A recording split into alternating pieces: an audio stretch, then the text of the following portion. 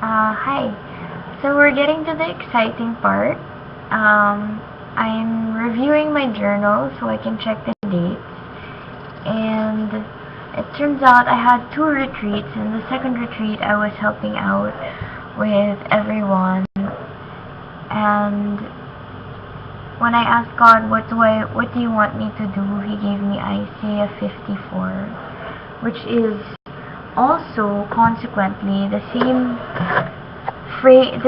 Bible verse which I received during Easter Sunday after my retreat, which is, "Sing, barren woman who has never had a child, burst into song, shout for joy, you who've never been in labor." But I don't get it because I have been in labor. I do have a son. I don't know how that could be for me, but yes, it's here. "You will forget the shame of your youth, no longer remember the dishonor of being widowed, for your husband is your maker, Adonai Tzavaot is his name, the Holy One of Israel, your Redeemer.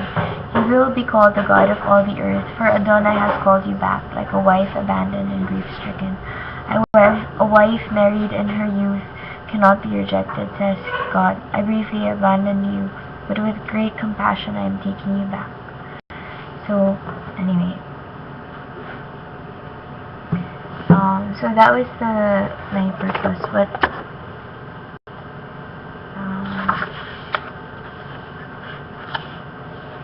okay, so the Holy Week. This is very important.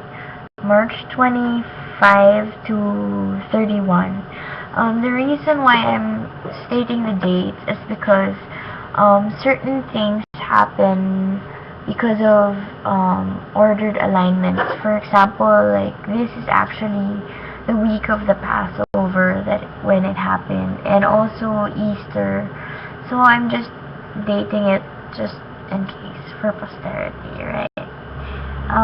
So basically, I was on a fast, but I was actually just eating bread and water, living in my house at home, and it was so bad that I didn't have any money, but I was living in faith, and that meant that like I had 8 pesos in my pocket. With my last money, I bought some bread. It was like the biscotti. It's so dry. It's like it crumbles, and all I do is to eat that and water. And I was fully devoted to reading the Bible. And it was then that there was kind of like a disjunct, because there's in the Old Testament, I don't know if it's warfare, I don't know, but the Old Testament, God is telling me that I should speak that the God of the Old Testament is different from the God of the New Testament, because the God of the Old Testament says in Isaiah, "I am the Lord, there's none but I," like this. No, but that was answered with our previous comment, right? So maybe that was the warfare there. I'm not sure, but let's see. So March 27, it was Holy Wednesday. I was on a fast, but I had eaten that day. I went to World Tops in Makati. I went to the second floor. I ordered a good meal. And after I prayed to the Lord and I said, "Lord, thank you for giving me my food." But also, more importantly, I said, when they raise the host, they say, "When we eat this bread, when we drink this blood, we proclaim your death, O Lord." And I said, that's wrong, because you shouldn't be proclaiming his death. Jesus is alive. He had risen already. So you should proclaim his sacrifice, but not that he's dead. And I asked, "Lord, if people pray this, let it be done so that you get power. And it is done not as they say, but as they believe, that you are powerful." And then, bam! For like 2 seconds, I saw Jesus carrying a cross, and it was the 2 seconds that he fell on his knee, and blood dripped from his chin down to the floor, and the floor that was around him was so dark because of the blood.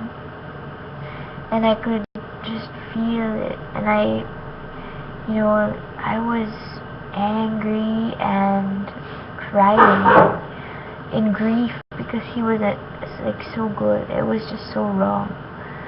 And I remember I was so engulfed in this vision that I just had to wail and cry. I cried so hard that I actually writhed and my back spasmed, and not spasmed but like curved and like tensed up like this, right? And I cried like tears, not just one tear but streams of tears, and I had to grip the seat. And then when I opened my eyes after that 2 seconds, I was crying, and the waiter said, "Ma'am, are you okay?" I said, "Yeah, I'm sorry, I got carried away with my prayer." And we talked, we talked about faith and love, and basically since my conversion, life has been a series of why did God put me here? How can I help this person? And I don't even ask why. I just see whatever they need. If they need money, I give it. If they need advice, I give it. It's just, how can I help? Anyway, so that was the first experience, and it was so intense that I had to like take a step back. But you have to remember, at this point I had already gotten I hadn't gotten my gift of tongue yet. That's coming up next in the Holy Week testimony.